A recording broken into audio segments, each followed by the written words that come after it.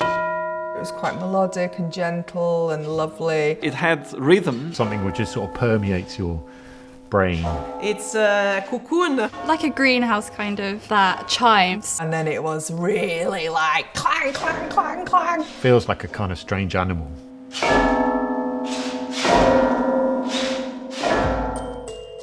In our science community of weather and climate researchers and data providers, we have absolutely huge amounts of data and information that's produced on a daily basis. Traditionally, in years past, that data would just be packaged up into data sets. The researchers would hand the information over and then the user just wouldn't be able to use it. They wouldn't understand it, or they would almost misunderstand it, and then it becomes almost useless. We really wanted to get scientists or scientific communication closer to the user, to respond to their concerns, to their needs. In order for this to happen, communication is key.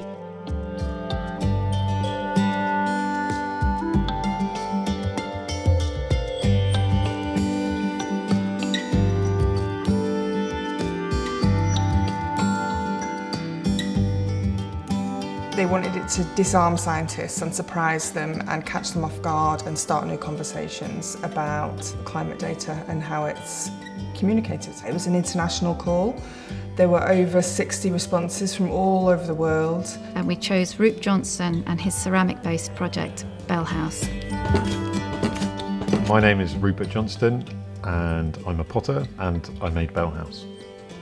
And I had an idea that I'd had a long time ago when I was at college, where basically I was frustrated with a bad batch of pots that had come out of the kiln that I didn't like the colour of, but I liked the sound that they made.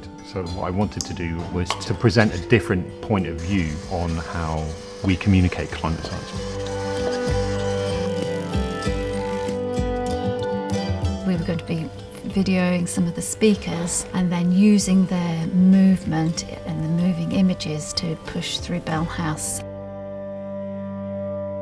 Because of its situation in the street, in the Met Office, which is kind of in the middle of the main thoroughfare. People would come out of all of the doors and be sort of wandering past and asking the question, what is that?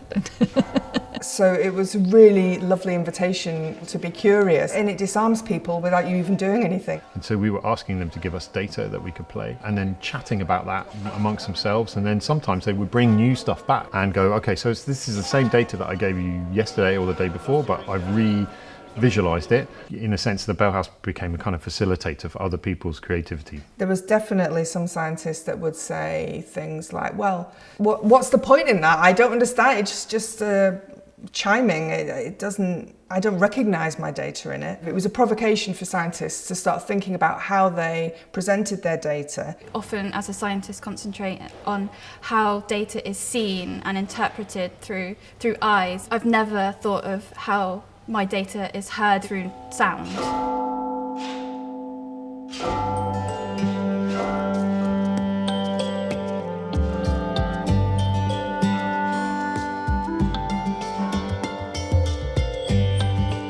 Climate Europe asked the scientists who are part of that network to contribute their data to play on BellHouse as part of the conference. So we were all getting ready for that, and then obviously the coronavirus happened, and so the conference became an online conference.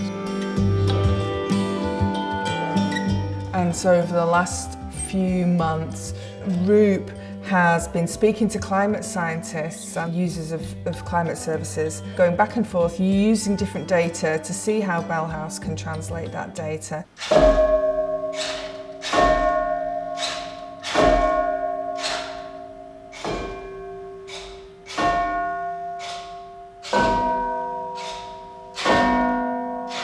We can go away, work on something, come back, share. Some of the academics have fed back that they've started to think about how they present their data differently. So the back and forth with people has been much more meaningful and bespoke.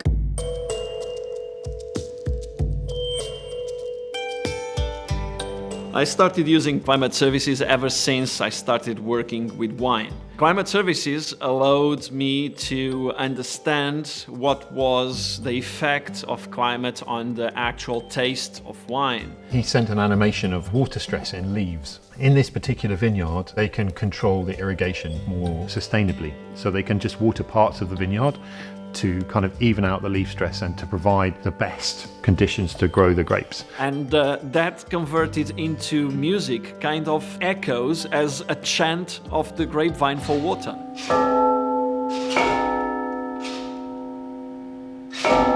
All the information that has been produced in the last 10, 12 years by the Intergovernmental Panel on Climate Change, the most important scientific work of our generation, yet the majority have no idea what it is. They don't even know that it exists, and they have no idea of how it can play out. For a long time, science has been communicated through graphs, figures, tables of data at conferences, presenting to experts. We need new kind of interactive experiences where the participants are active in that experience. Co-design is all about creating bridges of understanding between people with very, very different backgrounds. Actually, if we're given different ways to understand or perceive things, maybe that will help us to come up with new ideas or solve problems. BellHouse can work as a reminder for everyone about climate change and the challenges that brings forward, but also more specifically for the scientists to take into account the needs and concerns and of people they're talking to. The majority of people are not scientists, and many of them really did not have a good time in school when studying science, chemistry, physics or math. So when you are very rigorous about your science, you should not stop short of doing the final part of transmitting that information in a way that people can understand.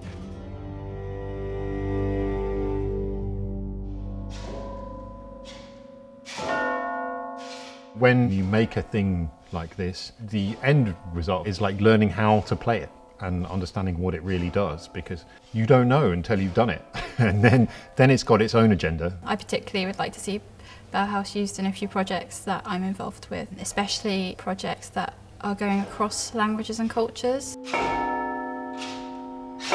Usually when you think about wine, you think about smell, you think about taste, and now we have the possibility of giving wine some hearing as well. As producers at Collider, we often talk about interruptive gifts. So how do we interrupt people in their flow, but then gift them something really quickly, and then using that moment of surprise or disarming to start conversations about new things? You're starting this kind of dialogue without people even realizing it.